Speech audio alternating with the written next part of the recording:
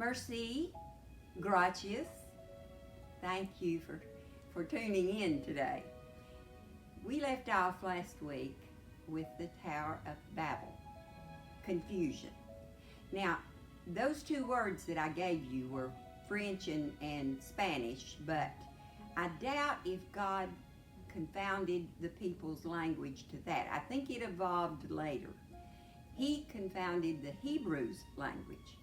So that's where all the Hebrews got their language. And then as it evolved, we have the other languages that came. Now, we're going from Noah to Abraham, or Abram, as he was first called. Now, there's something that I found out yesterday that I didn't know in my study. Noah lived 950 years. I knew he lived a long life. Well, Abraham was born 58 years before Noah died. So they were contemporaries. They lived in the same time period, which probably there was around 400 or so years between that time. But you know what? You never get too old to learn. I learn something new just about every day. And if I don't, it's because I'm not trying to. Well, we're going to start out with Abram, and we're going to talk about Abram and Lot makes a choice. And that's Abram and Lot. We're going to find out some things about Abram. In the city by the beautiful Euphrates River, there lived a family. Terah was the father, and his three sons were Abram, Nahor, and Haran. Haran had a son whose name was Lot. One day, God told Abram to get ready for a long journey.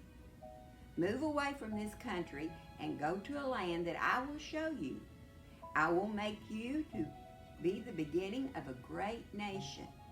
I will bless you and make your name famous. Abram and his family packed their things and set out. Can you believe that? He didn't even hesitate. He knew that God was calling. But let me tell you something about Abram. He was not a believer until God spoke to him, because Ur of the Chaldeans was a heathen nation, not a Jewish nation or a Hebrew nation. So we see that Abram was obedient.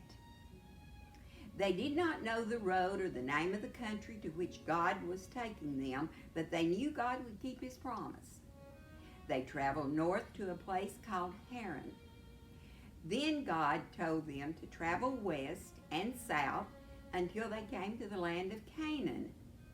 The Canaanites were living in the land, but God made Abram a promise. I am going to give all this land to your children and to your children's children. They traveled on to a place called Bethel, where Abram built an altar for a place to pray to God. By this time, Abram had become a very rich man.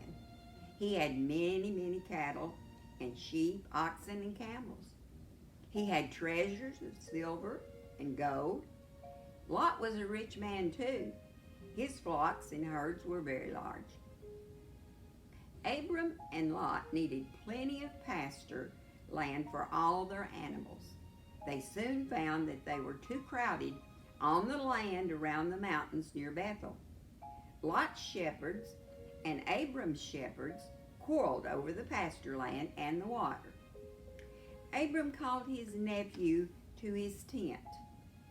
Let's not have any fighting between our men or between you and me. Look, there is the land before you. Choose which section you want and make your men and your herds, and you go your way. You may have first choice. I choose the plain country, Lot decided. So Abram stayed in the hill country, and Lot and his people moved away to the green valley toward Sodom. Now, I don't know if that rings a bell with you, but Lot made the choice of what he thought was the best. He let Abram have what he thought was second best, and he moved, but that move was not a good one for Lot.